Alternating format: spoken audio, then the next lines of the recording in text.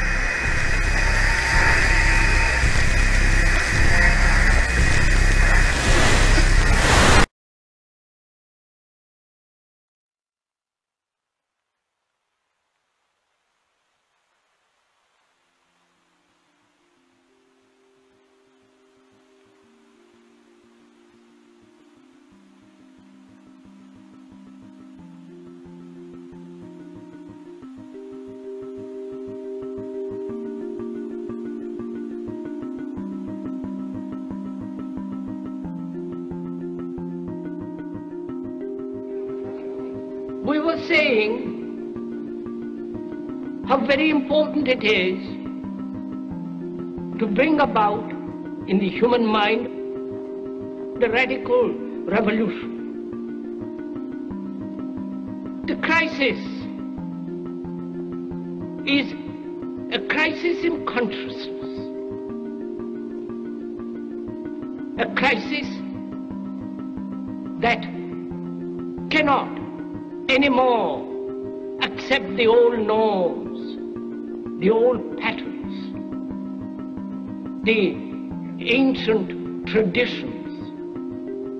And considering what the world is now, with all the misery, conflict, destructive brutality, aggression, and so on, man is still as he was, is still brutal, violent, aggressive, acquisitive, competitive, and he has built a society along these lines.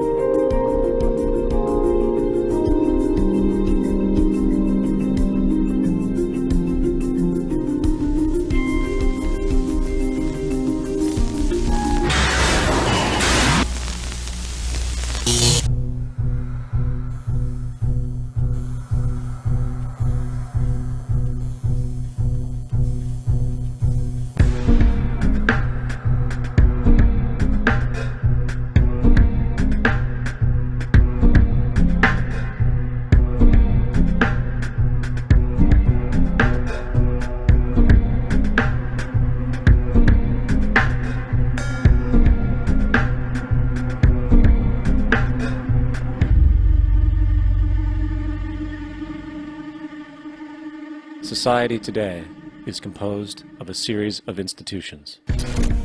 From political institutions, legal institutions, religious institutions, to institutions of social class, familial values, and occupational specialization. It is obvious the profound influence these traditionalized structures have in shaping our understandings and perspectives. Yet, of all the social institutions we are born into, directed by, and conditioned upon, there seems to be no system as taken for granted and misunderstood as the monetary system. Taking on nearly religious proportions, the established monetary institution exists as one of the most unquestioned forms of faith there is. How money is created, the policies by which it is governed, and how it truly affects society are unregistered interests of the great majority of the population.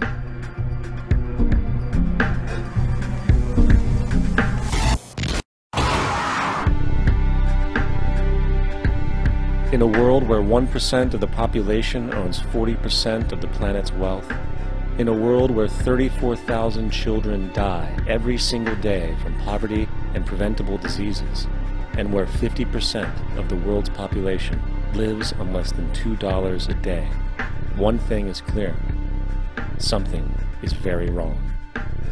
And whether we are aware of it or not, the lifeblood of all of our established institutions, and thus society itself, is money. Therefore, understanding this institution of monetary policy is critical to understanding why our lives are the way they are. Unfortunately, economics is often viewed with confusion and boredom. Endless streams of financial jargon coupled with intimidating mathematics quickly deters people from attempts at understanding it. However, the fact is, the complexity associated with the financial system is a mere mask, designed to conceal one of the most socially paralyzing structures humanity has ever endured.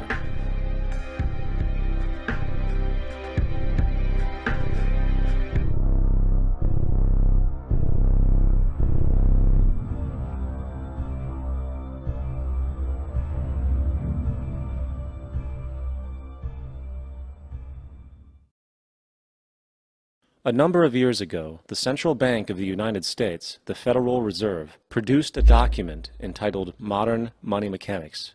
This publication detailed the institutionalized practice of money creation as utilized by the Federal Reserve and the web of global commercial banks it supports. On the opening page, the document states its objective. The purpose of this booklet is to describe the basic process of money creation in a fractional reserve banking system. It then proceeds to describe this fractional reserve process through various banking terminology, a translation of which goes something like this. The United States government decides it needs some money, so it calls up the Federal Reserve and requests, say, $10 billion. The Fed replies saying, sure, we'll buy $10 billion in government bonds from you. So the government takes some pieces of paper, paints some official-looking designs on them, and calls them treasury bonds. Then it puts a value on these bonds to the sum of $10 billion and sends them over to the Fed. In turn, the people at the Fed draw up a bunch of impressive pieces of paper themselves, only this time calling them Federal Reserve notes, also designating a value of $10 billion to the Fed. The Fed then takes these notes and trades them for the bonds. Once this exchange is complete, the government then takes the $10 billion in Federal Reserve notes and deposits it into a bank account. And upon this deposit, the paper notes officially become legal tender money, adding $10 billion to the U.S. money supply. And there it is. $10 billion in new money has been created. Of course, this example is a generalization, for, in reality, this transaction would occur electronically, with no paper used at all. In fact, only 3% of the U.S. money supply exists in physical currency. The other 97% essentially exists in computers alone. Now, government bonds are, by design, instruments of debt. And when the Fed purchases these bonds, with money it essentially created out of thin air, the government is actually promising to pay back that money to the Fed. In other words, the money was created out of debt. This mind-numbing paradox of how money or value can be created out of debt or a liability will become more clear as we further this exercise. So, the exchange has been made and now $10 billion sits in a commercial bank account. Here's where it gets really interesting. For as based on the fractional reserve practice, that $10 billion deposit instantly becomes part of the bank's reserves, just as all deposits do. And regarding reserve requirements, as stated in modern money mechanics, a bank must maintain legally required reserves equal to a prescribed percentage of its deposits. It then quantifies this by stating, under current regulations, the reserve requirement against most transaction accounts is 10%. This means that with a $10 billion deposit, 10%, or $1 billion, is held as the required reserve, while the other $9 billion is considered an excessive reserve and can be used as the basis for new loans. Now, it is logical to assume that this $9 billion is literally coming out of the existing $10 billion deposit. However, this is actually not the case. What really happens is that the $9 billion is simply created out of thin air on top of the existing $10 billion deposit. This is how the money supply is expanded. As stated in modern money mechanics, of course they, the banks, do not really pay out loans from the money they receive as deposits. If they did this, no additional money would be created. What they do when they make loans is to accept promissory notes, loan contracts, in exchange for credits, money, to the borrower's transaction accounts. In other words, the $9 billion can be created out of nothing simply because there is a demand for such a loan and that there is a $10 billion deposit to satisfy the reserve requirements. Now, let's assume that somebody walks into this bank and borrows the newly available $9 billion. They will then most likely take that money and deposit it into their own bank account. The process then repeats, for that deposit becomes part of the bank's reserves. 10% is isolated, and in turn 90% of the $9 billion, or $8.1 billion, is now available as newly created money for more loans.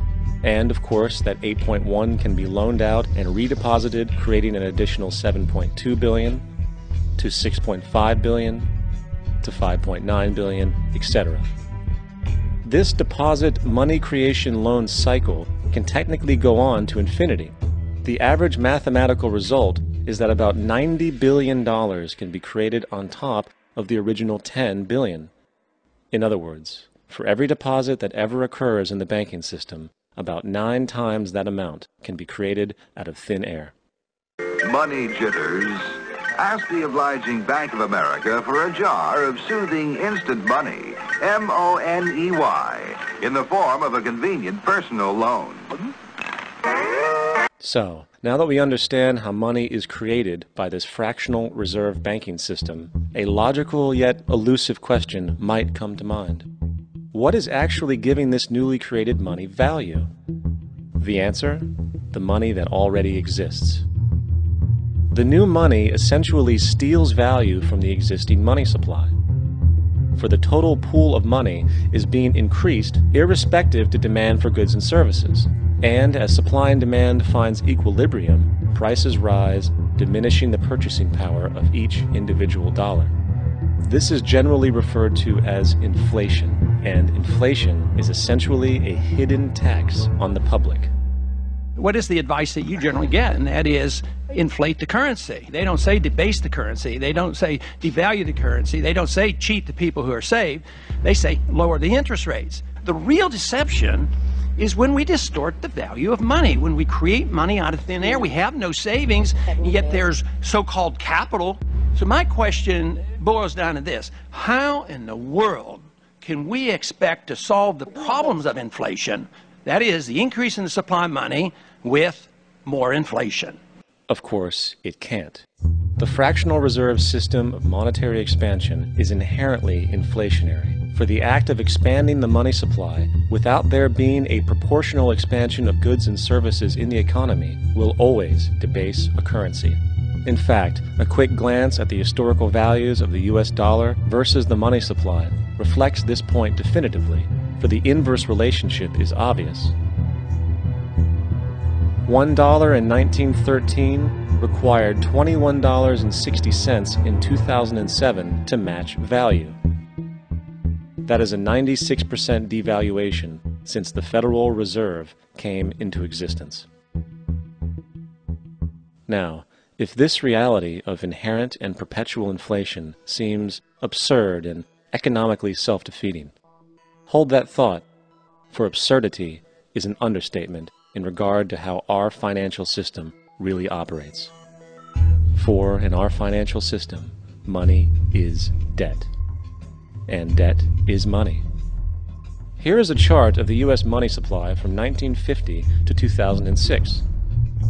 Here is a chart of the U.S. national debt for the same period. How interesting it is that the trends are virtually the same. For the more money there is, the more debt there is. The more debt there is, the more money there is. To put it a different way, every single dollar in your wallet is owed to somebody by somebody. For remember, the only way the money can come into existence is from loans. Therefore, if everyone in the country were able to pay off all debts, including the government, there would not be $1 in circulation.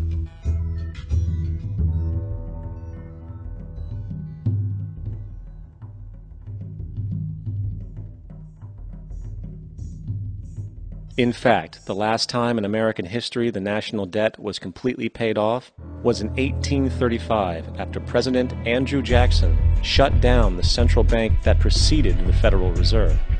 In fact, Jackson's entire political platform essentially revolved around his commitment to shut down the central bank, stating at one point, "The bold efforts the present bank has made to control the government are but premonitions of the fate that awaits the American people, should they be deluded into a perpetuation of this institution or the establishment of another like it." Unfortunately, his message was short-lived, and the international bankers succeeded to install another central bank in 1913, the Federal Reserve.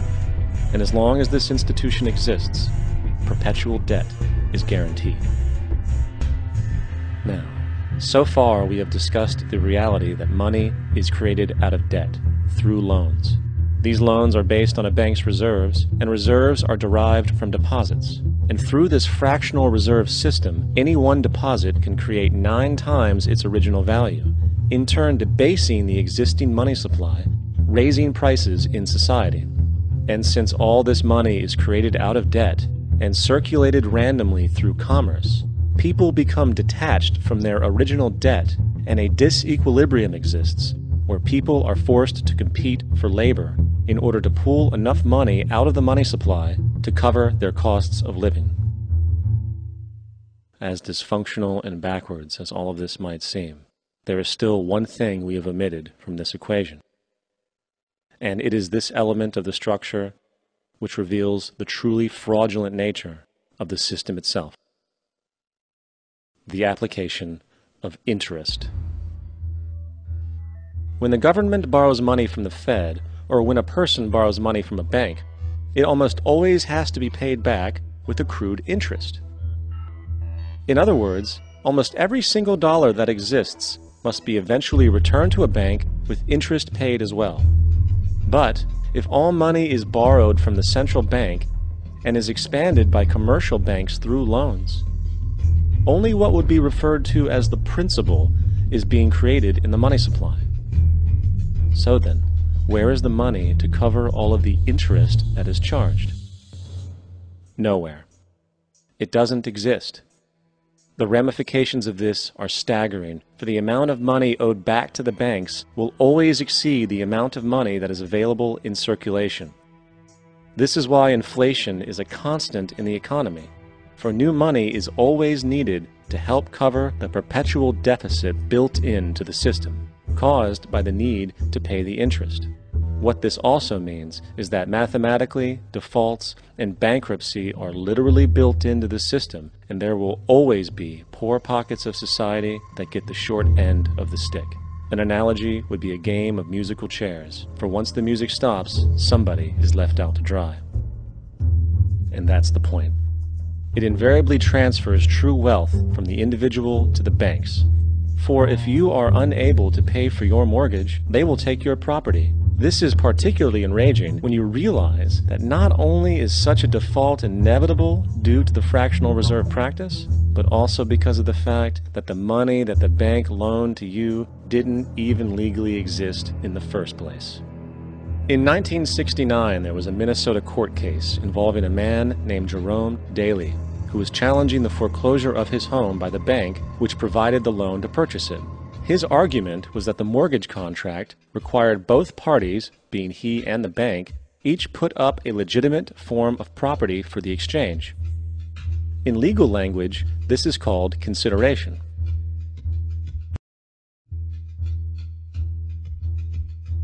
Mr. Daley explained that the money was, in fact, not the property of the bank, for it was created out of nothing as soon as the loan agreement was signed. Remember what modern money mechanics stated about loans? What they do when they make loans is to accept promissory notes in exchange for credits. Reserves are unchanged by the loan transactions, but deposit credits constitute new additions to the total deposits of the banking system.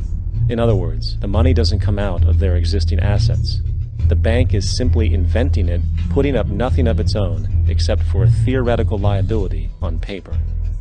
As the court case progressed, the bank's president, Mr. Morgan, took the stand, and in the judge's personal memorandum, he recalled that the plaintiff, bank's president, admitted that, in combination with the Federal Reserve Bank, did create the money and credit upon its books by bookkeeping entry. The money and credit first came into existence when they created it. Mr. Morgan admitted that no United States law or statute existed which gave him the right to do this. A lawful consideration must exist and be tendered to support the note.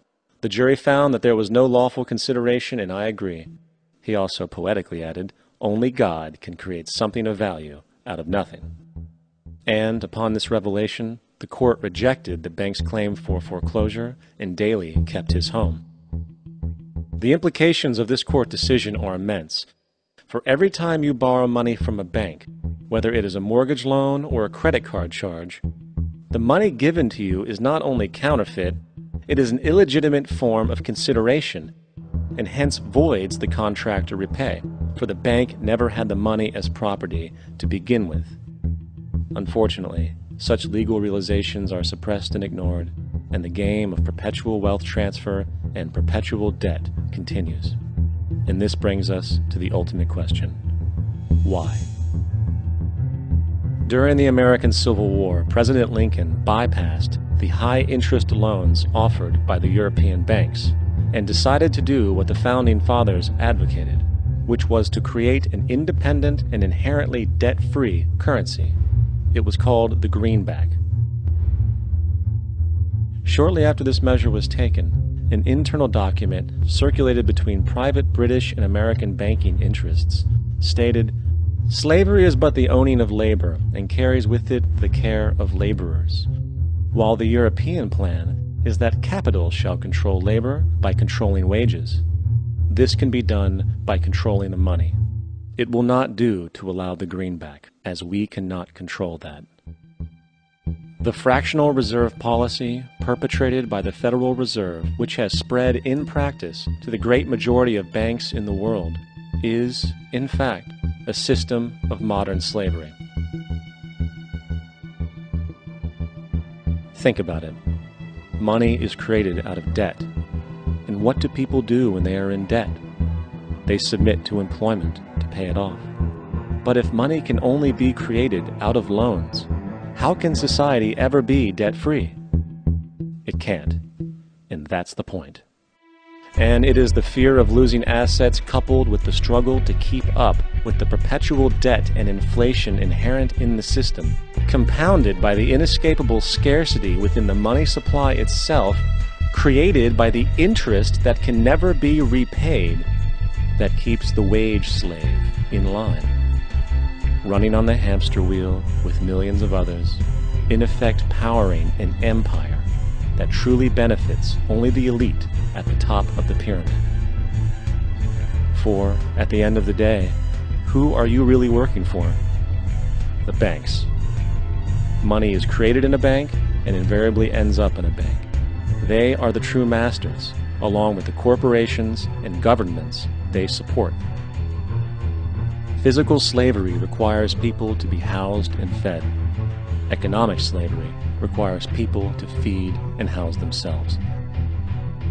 It is one of the most ingenious scams for social manipulation ever created, and at its core, it is an invisible war against the population. Debt is the weapon used to conquer and enslave societies, and interest is its prime ammunition. And as the majority walks around oblivious to this reality, the banks, in collusion with governments and corporations, continue to perfect and expand their tactics of economic warfare, spawning new bases, such as the World Bank and International Monetary Fund, while also inventing a new type of soldier, the birth of the economic hitman.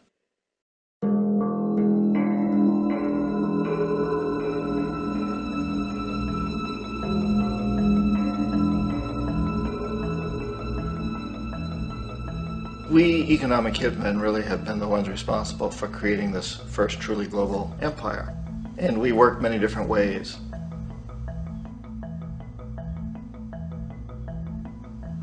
But perhaps the most common is that we will identify a country that has resources our corporations covet, like oil, and then arrange a huge loan to that country from the World Bank or one of its sister organizations. But the money never actually goes to the country. Instead, it goes to our big corporations to build infrastructure projects in that country, power plants, industrial parks, ports, things that benefit a few rich people in that country, in addition to our corporations, but really don't help the majority of the people at all. However, those people, the whole country is left holding a huge debt, and such a big debt they can't repay it, and that's part of the plan, that they can't repay it. And so at some point, we economic hitmen go back to them and say, listen, you owe us a lot of money, can't pay your debt, so sell your oil real cheap to our oil companies. Allow us to build a military base in your country, or send troops in support of ours to someplace in the world like Iraq, or vote with us on the next UN vote. To have their electric utility company privatized and their water and sewage system privatized and sold to U.S. corporations or other multinational corporations. So there was that whole mushrooming thing, and it's so typical of the way the IMF and the World Bank work, that you put a country in debt, it's such a big debt it can't pay it, and then you offer to refinance that debt and pay even more interest.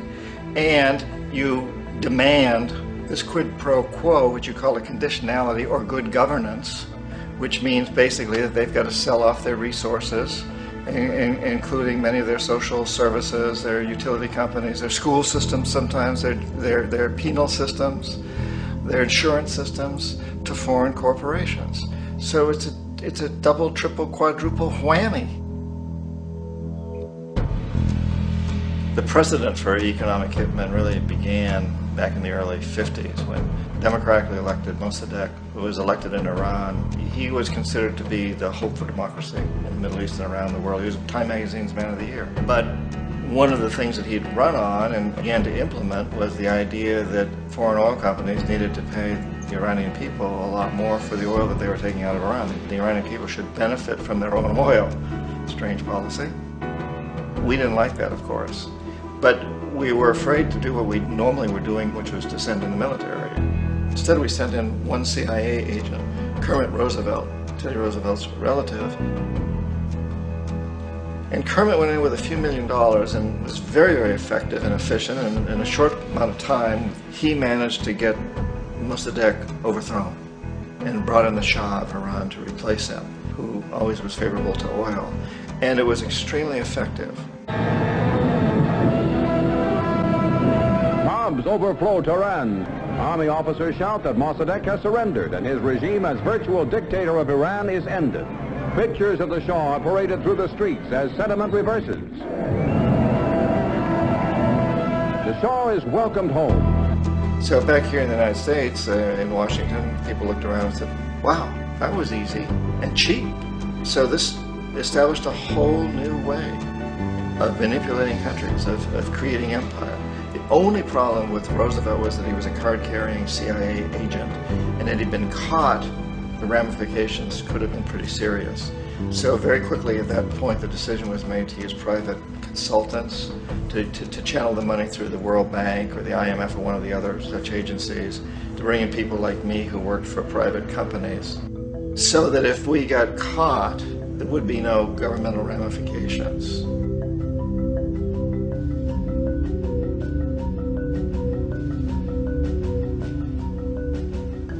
When Arbenz became president of Guatemala, the country was very much under the thumbs of United Fruit Company, the big international corporations. And Arbenz ran on this ticket that says, you know, we want to get land back to the people. And once he took power, he was implementing policies that would do exactly that, give land rights back to the people. United Fruit didn't like that very much. And so they hired a public relations firm, launched a huge campaign in the United States to convince the United States, the people, the citizens of the United States, and the press of the United States, and the Congress of the United States, that Arbenz was a Soviet puppet, and that if we allowed him to stay in power, the Soviets would have a foothold in this hemisphere. And that, at that point in time, was a huge fear on everybody's mind, the Red Terror, the Communist Terror. And so, to make a long story short, out of this public relations campaign came a commitment on the part of the CIA and the military to take this man out. And in fact, we did. We sent in planes, we sent in soldiers, we sent in jackals, we sent everything in to take him out, and did take him out. And as soon as he was removed from office, the new guy that took over after him basically reinstated everything to the big international corporations, including United Fruit.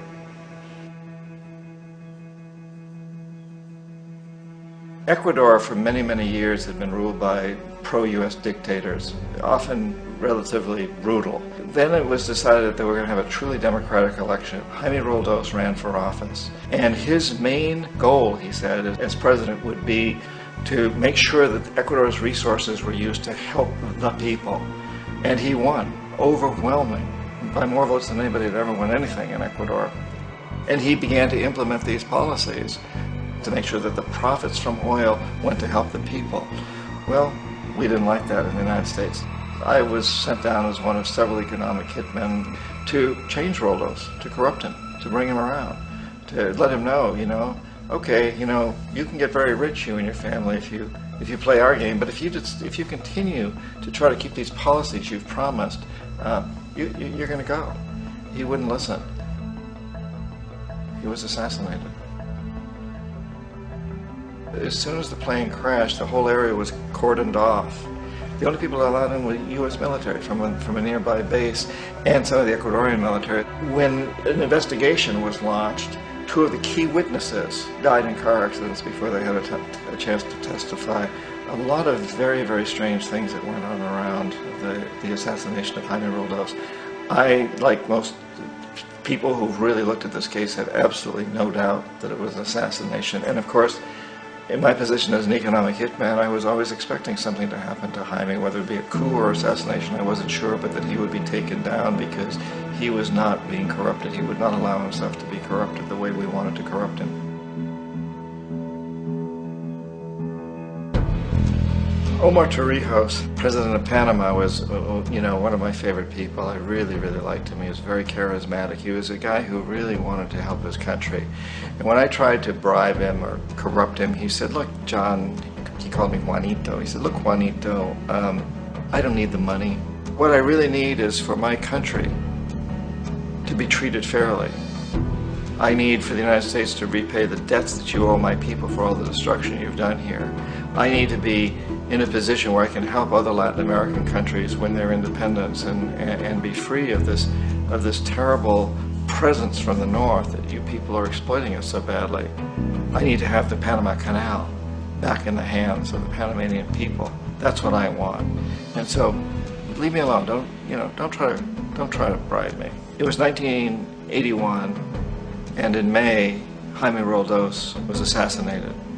And Omar was very aware of this. Torrijos got his family together and he said, I'm probably next, but it's okay because I've done what I came here to do. I've renegotiated the canal. The canal will now be in our hands. He just finished negotiating the treaty with Jimmy Carter. In June of that same year, just a couple of months later, he also went down in an airplane crash, which there's no question was executed by CIA-sponsored jackals. Tremendous amount of evidence that one of Torrijos' security guards handed him at the last moment as he was getting on the plane a tape recorder, a small tape recorder that contained a bomb.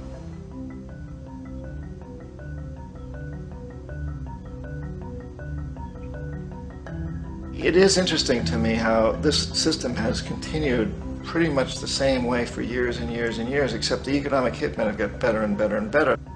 Then we come up with, very recently, what happened in Venezuela. In 1998, Hugo Chavez gets elected president, following a long line of presidents who had been very corrupt and basically destroyed the economy of the country. And Chavez was elected amidst all that. Chavez stood up to the United States, and he's done it primarily demanding that Venezuelan oil be used to help the Venezuelan people. Well, we didn't like that in the United States. So in 2002, a coup was staged, which there's no question in my mind, and most other people's minds, that the CIA was behind that coup.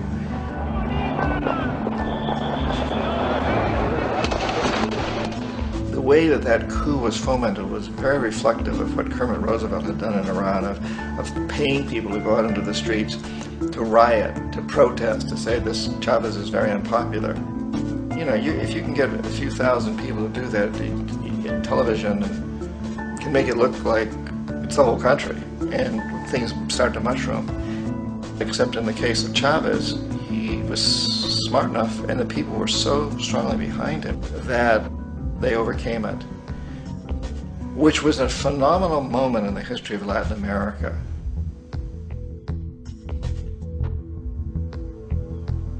Iraq actually is a perfect example of the way the whole system works. So we economic hitmen are the first line of defense. We go in and we try to corrupt governments and get them to accept these huge loans, which we then use as leverage to basically own them. If we fail, as I failed in Panama with Omar Torrijos and in Ecuador with Jaime Roldos, men who refused to be corrupted, then the second line of defense is we send in the jackals. And the jackals either overthrow governments or they assassinate.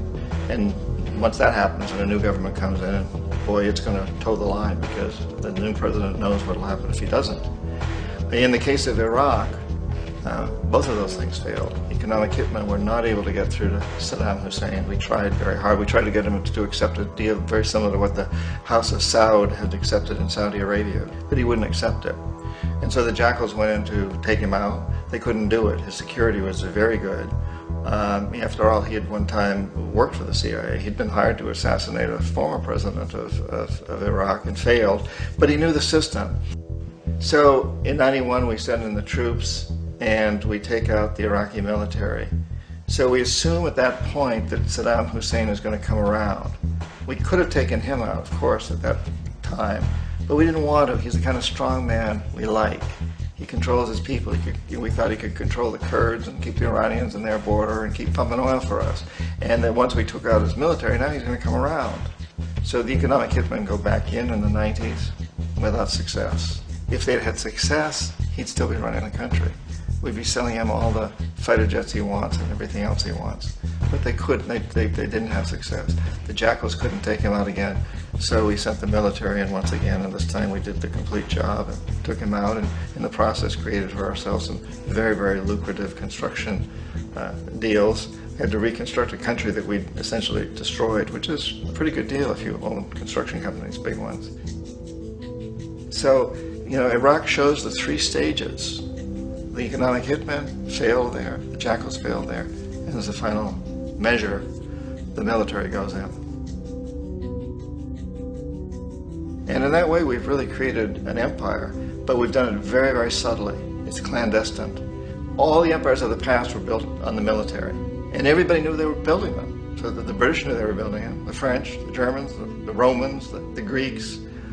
And they were proud of it, and they always had some excuse, like spreading civilization, spreading some religion, something like that. But they knew they were doing it.